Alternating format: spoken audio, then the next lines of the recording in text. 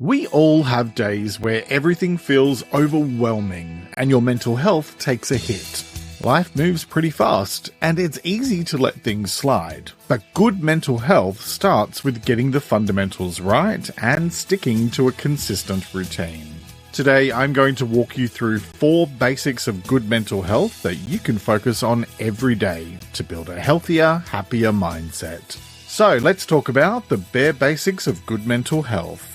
If you're new here, hi, I'm Jeremy Godwin and I'm a mental health counsellor and I teach you simple ways to improve your mental health. Because the simplest practices are often the best. You don't need an elaborate routine to look after your mind. Just a few small, consistent actions that prioritize your well-being can make an enormous difference. Just to be clear, these won't magically fix every problem that you may be dealing with, but they'll help you build a solid foundation so you can deal with challenges and setbacks more effectively. First, look after your physical and mental well-being every day. Your physical and mental health are connected. When you take care of your body, you're taking care of your mind as well. Simple things like getting enough rest, moving your body, and eating a balanced diet with foods that fuel you can have a huge impact on how you feel mentally.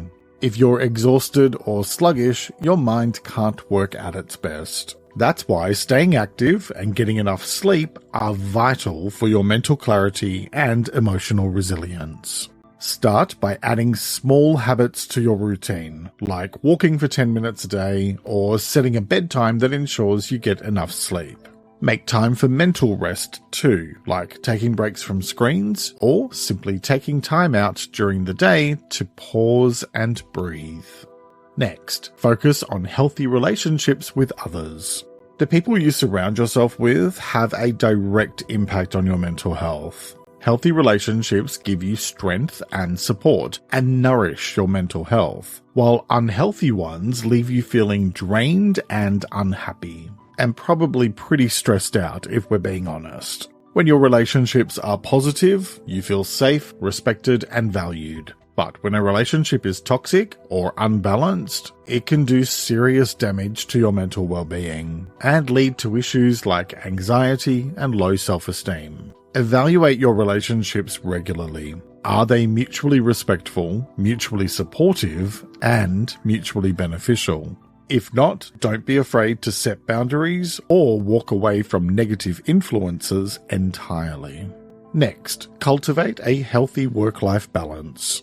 Work is important. We all have to pay the bills, but it shouldn't consume your life. We often get caught up in the grind, but if work becomes the center of your life, then you're missing out on the bigger picture. A healthy work-life balance means that you're working to live, not living to work, and making time for the things that truly matter to you. That means you can live a full and joy-filled life, instead of just working all the time. I hate to break it to you, but a job is just a job. And if you don't look out for your needs, nobody's going to do it for you. Without balance, you risk burning out. When you make time for your personal life, hobbies, and relationships, you're refueling yourself so that you can show up fully in every area of life.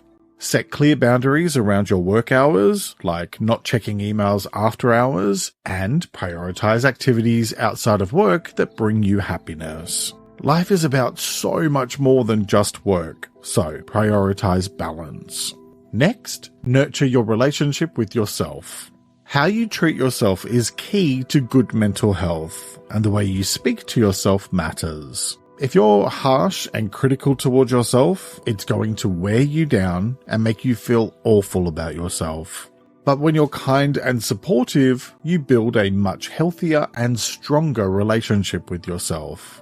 Being your own friend and cheerleader, treating yourself with kindness, and proactively focusing on your personal growth all contribute to a stronger and more resilient mindset. And self-compassion helps you navigate challenges without falling into self-criticism or doubt. Try starting your day with a positive affirmation or using journal prompts that encourage self-reflection and self-kindness. Regularly check in with yourself about your goals and progress, and don't forget to celebrate your progress, no matter how small it may seem. Progress is made one step at a time. Here's the thing, good mental health doesn't have to be complicated. Focus on getting the basics right by taking care of your body and mind, building healthy relationships, balancing your work with your personal life in a healthy way, and being kind to yourself. So, what's one thing you can start doing today to prioritize your mental health? Let me know in the comments below, and if you've got any tips that work for you, then I'd love to hear them.